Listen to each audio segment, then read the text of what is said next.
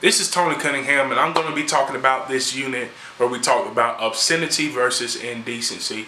So, according to the book definition, indecency is the content that portrays sexual or excretory organs or activities in a way that does not meet the three-prong test for obscenity.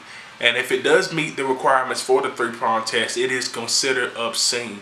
So the first case that I want to talk about when it comes down to indecency and obscenity is the FCC versus Pacifica case, which was a very important case in communication history. So in 1978, George Carlin's monologue titled "Filthy Words" was aired on a New York radio station, and the results from this case laid the foundation for the 7 deadly words and how to determine if they are being used in an obscene manner or not. So of course in class we talked about the 7 deadly words, but they could be used in different manners.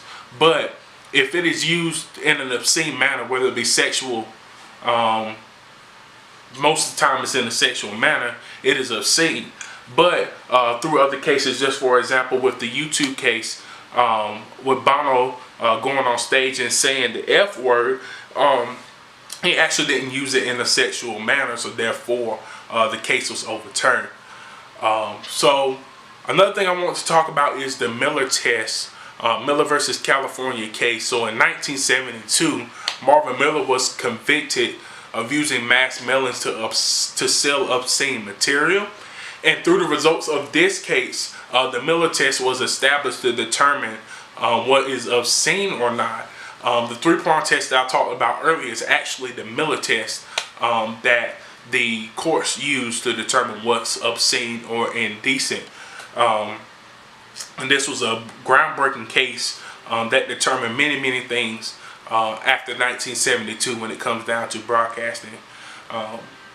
Now, another thing that kind of ties into that is U.S. Code 18, Chapter 71, which is a very important chapter within U.S. Code 18, which states the regulations for possession, selling, mailing, transporting, distributing, and broadcasting of obscene material. And this is very important because individuals need to know how to do these things, possessing, selling obscene material, things of that way, things of that nature, so that they'll be able to stay within the guidelines of the law when it comes down to those things. Now, going into television, now we have something called Safe Harbor, which is a set hours between 10 p.m. and 6 a.m. These hours are designed to give networks the opportunity to broadcast indecent material at a time where children are most likely to be listening to or watching a broadcast. It's also designed for those adults that do not want to watch indecent material during the day. So basically, even though kids may be up during that time, the FCC gives the people, gives the broadcasters the time, the opportunity to broadcast those indecent things, because if they didn't have that time, it would actually go against their First Amendment rights. So they give them that time between 10 p.m. and 6 a.m., which are times that people are most of the time asleep. They still give them that opportunity to broadcast it. But yeah, we can also go into the cable television discussion.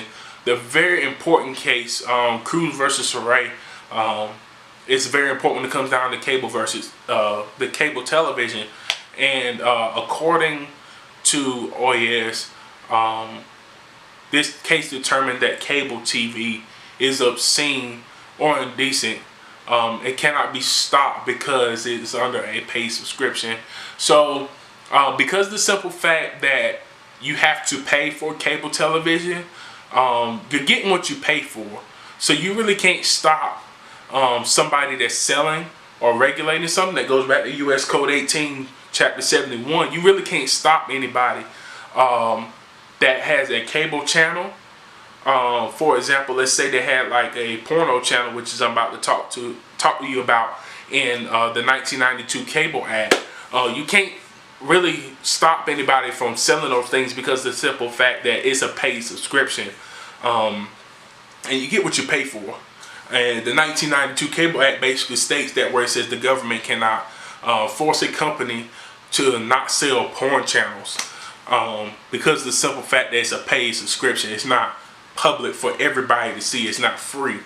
It's a paid subscription. You have to actually take the time to go to the cable company and purchase that channel.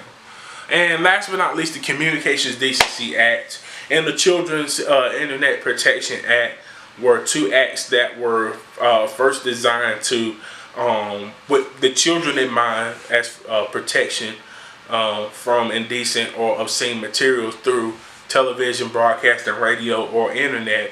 But the ACLU quickly came in and shut all that down, because it went against the First Amendment right.